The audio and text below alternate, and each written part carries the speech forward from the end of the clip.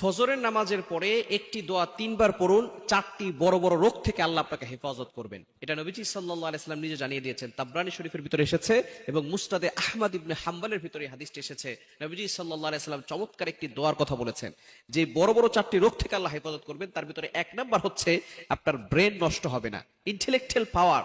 অনেকের দেখবেন মেধা শক্তি কম, এই মেধা শক্তি কমে যাবে না, তার ব্রেন নষ্ট হবে না, পাগল হবে না, পাগলামি মাতলামি ভাব তার ভিতরে আসবে না। সুতরাং এই দোয়াটা অবশ্যই পড়া দরকার। দ্বিতীয় নাম্বার হচ্ছে তার চেহারা নষ্ট হবে না। এবং ফজরের নামাজের সাথে আল্লাহ পাক রব্বুল আলামিন কিন্তু চেহারার একটা বিষয় রেখেছেন। যারা ফজরের নামাজ পড়বে দেখবেন তাদের চেহারার ভিতরে একটা উজ্জ্বলতা ভাব আসে, তাদের চেহারার ভিতরে নূর চমকায়। এই জন্য আমরা অনেকেই ফজরের নামাজ যারা পড়বে তাদের ভিতরে দেখবেন এই নূরটা থাকে। যারা ফজরের নামাজ পড়ে না তাদের ভিতরে নূরও থাকে না এবং তারা মুনাফিকদের খাতায় নামটাকে লিখিয়ে নেন। এজন্য ফজরের নামাজ পড়ার চেষ্টা করবেন। মুনাফিকরা নবীজি সাল্লাল্লাহু আলাইহি ওয়াসাল্লামের জামানায় ফজর এবং এশার নামাজ পড়তো না। সুতরাং মুনাফিকদের আলামতই হচ্ছে ফজর এবং এশারের নামাজ না পড়া। ফজরের নামাজ পড়বেন, এই সময়টার ওয়েদার আবহাওয়াটা গায়ে লাগাবেন, রোগ প্রতিরোধ ক্ষমতা বাড়বে। এই যে ডক্টররা যারা আছে তারা দেখবেন তারা বলে যে সকালবেলা হাঁটবেন।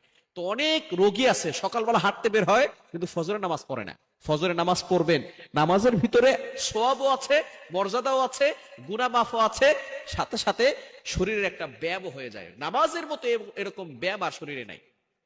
নামাজের মতো এরকম ব্যায়াম অন্য কোনো ব্যায়ামের ভিতরে পাওয়া যায় না। পুরা শরীরের একটা ব্যায়াম হয়ে যায়। দাঁড়াবেন, রুকু করবেন, রুকু থেকে দাঁড়াবেন, সেজদা যাবেন, বসবেন, পুরা শরীরের একটা ব্যায়াম হয়ে যায়। সুতরাং দ্বিতীয় নাম্বার হচ্ছে আপনার চেহারা নষ্ট হবে না যদি আপনি ফজরের নামাজের পরে এই দোয়াটা পড়তে পারেন।